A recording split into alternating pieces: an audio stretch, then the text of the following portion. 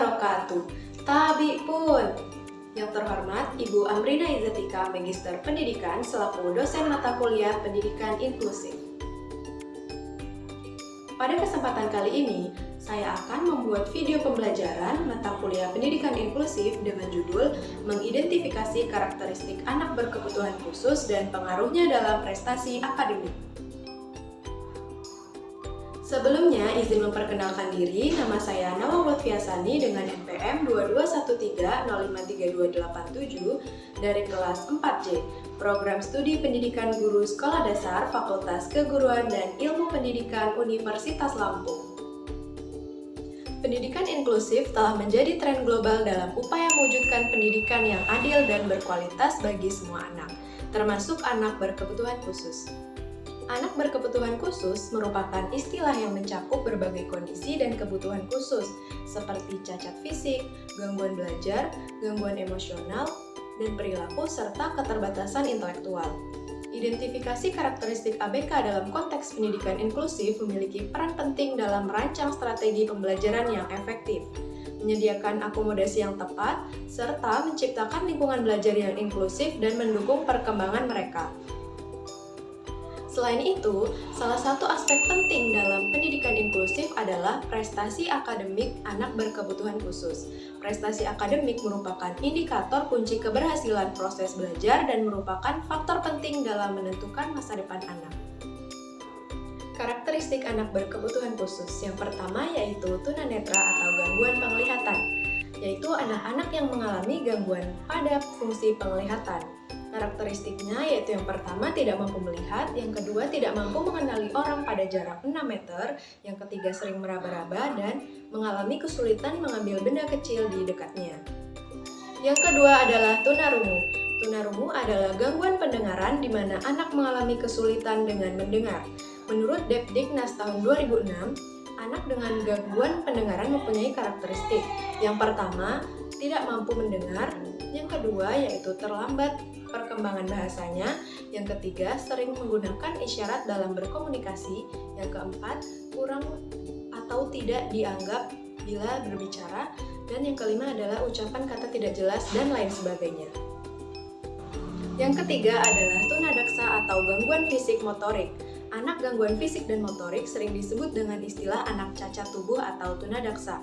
Dalam banyak buku berbahasa Inggris sering disebutkan dengan istilah physical and health impairment, yaitu kerusakan tubuh dan kesehatan. Menurut Depdiknas tahun 2006, anak dengan gangguan fisik motorik mempunyai karakteristik sebagai berikut. Pertama yaitu anggota gerak tubuh kaku atau lemah. Yang kedua, kesulitan dalam bergerak. Yang ketiga, terdapat bagian anggota gerak yang tidak lengkap atau tidak sempurna. Yang keempat, jari tangan kaku atau tidak dapat menggenggam, dan lain sebagainya. Yang keempat adalah tunagrahita atau gangguan intelektual. Tunagrahita adalah anak secara nyata mengalami hambatan dan keterbelakangan perkembangan mental jauh di bawah rata-rata. Menurut Depdiknas tahun 2006, anak dengan gangguan intelektual mempunyai karakteristik antara lain yang pertama yaitu penampilan fisik tidak seimbang, misalnya kepala terlalu besar atau terlalu kecil.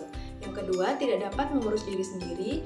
Yang ketiga, perkembangan bicara bahasanya terlambat. Yang keempat, tidak ada perhatian terhadap lingkungan. Yang keempat, yaitu koordinasi gerak tubuhnya kurang, dan lain sebagainya.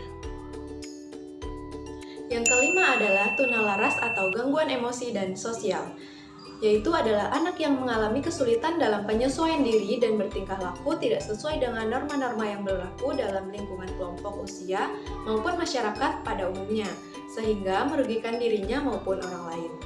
Menurut Depdiknas tahun 2006, anak dengan gangguan emosi dan sosial mempunyai karakteristik sebagai berikut. Yang pertama yaitu bersikap membangkang, yang kedua mudah terangsang emosinya atau mudah marah, yang ketiga sering melakukan tindakan agresif, yang keempat sering bertindak melanggar norma sosial ataupun hukum, dan lain sebagainya. Yang keenam yaitu anak gangguan bicara, yaitu adalah anak yang mengalami kelainan suara, artikulasi atau pengucapan atau kelancaran berbicara yang mengakibatkan terjadinya penyimpangan bentuk bahasa, isi bahasa atau fungsi bahasa sehingga memerlukan pelayanan pendidikan khusus. Menurut Depdiknas. Menurut Depdiknas tahun 2006, anak dengan gangguan wicara mempunyai ciri-ciri sebagai berikut.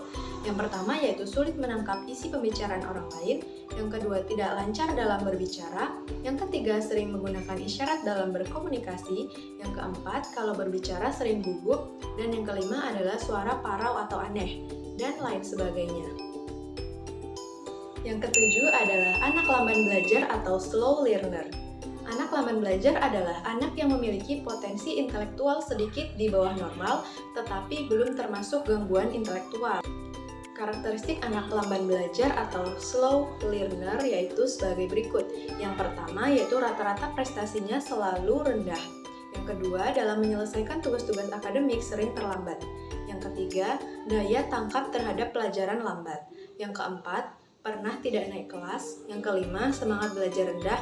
Yang keenam yaitu menghindari tugas akademik yang berat, dan lain sebagainya. Yang selanjutnya yaitu anak berkesulitan belajar spesifik, yaitu adalah anak yang secara nyata mengalami kesulitan dalam tugas-tugas akademik khusus, terutama dalam hal kemampuan membaca atau disleksia, kemampuan menulis atau disgrafia, dan kemampuan berhitung atau diskalkulia. Karakteristiknya yang pertama yaitu perkembangan kemampuan membaca lambat, sering mengalami kesalahan dalam membaca. Kalau menyalin tulisan sering terlambat, sering salah dalam menulis huruf B dengan P, V dengan U, 2 dengan 5, dan sebagainya. Kemudian sulit membedakan tanda dan sering salah dalam pembilang dengan urut. Dan yang terakhir adalah anak berbakat. Anak berbakat adalah anak yang memiliki potensi kecerdasan atau intelijensi, kreativitas, dan tanggung jawab terhadap tugas di atas anak-anak seusianya. Sehingga untuk mewujudkan potensinya menjadi prestasi nyata, memerlukan pelayanan pendidikan khusus. Anak berbakat mempunyai karakteristik sebagai berikut. Yang pertama yaitu mampu membaca pada usia lebih muda. Yang kedua, membaca lebih cepat dan lebih banyak. Yang ketiga, memiliki perbendaharaan kata yang luas. Yang keempat, mempunyai rasa ingin tahu yang kuat. Dan yang kelima, mempunyai minat yang meluas terhadap masalah orang dewasa. Dan masih banyak lagi. Pengaruh karakteristik anak berkebutuhan khusus terhadap prestasi akademik. Beberapa hasil penelitian terdahulu menunjukkan bahwa siswa berkebutuhan khusus yang belajar di sekolah dasar inklusif belum berkembang secara optimal dalam bidang akademik yang terlihat dari perolehan hasil belajar yang rendah. Berbeda dengan karakteristik anak berbakat, tentunya karakteristik yang ia miliki sangat berpengaruh pada prestasi akademik yang positif atau baik. Namun, anak berbakat sering menghadapi tantangan tersendiri dalam proses belajar dan perkembangan mereka, seperti kebutuhan untuk mendapatkan stimulasi intelektual yang lebih besar atau kurangnya fasilitas pendidikan yang sesuai dengan kemampuan mereka. Selain itu, dari berbagai penelitian tentang pengaruh karakteristik anak berkebutuhan khusus terhadap prestasi akademik, ternyata pengaruh orang tua di rumah dalam membimbing anak berkebutuhan khusus untuk belajar dapat meningkatkan prestasi akademik. Kesimpulannya adalah, masing-masing karakteristik ini memiliki keunikan tersendiri yang membutuhkan pendekatan dan akomodasi khusus dalam proses pembelajaran. Karakteristik ABK seperti kesulitan belajar, komunikasi, dan karakteristik sosial terbukti memberikan pengaruh terhadap prestasi akademik mereka. Pemahaman mendalam tentang karakteristik ABK dan pengaruhnya terhadap prestasi akademik sangat penting bagi pendidik, pembuat kebijakan, dan pemangku kepentingan lainnya. Hal ini dapat menjadi wawasan berharga dalam upaya meningkatkan kualitas pendidikan inklusif di Indonesia, sehingga kebutuhan setiap anak dapat terpenuhi secara optimal dan mereka dapat mencapai potensi akademik mereka. Baik, itulah tadi materi yang dapat saya sampaikan. Semoga bermanfaat bagi kita semua. Sebagai manusia biasa, pasti memiliki kesalahan. Untuk itu saya mohon maaf. Kepada Allah saya mohon ampun. Sebelum saya tutup, saya ingin menyampaikan satu kalimat menurut George Evan yang menurut saya sangat bermakna, yaitu every student can learn just not on the same day or in the same way. Yang artinya, setiap siswa dapat belajar, hanya saja tidak pada hari yang sama atau dengan cara yang sama. Baiklah, saya akhiri. Wassalamualaikum warahmatullahi wabarakatuh.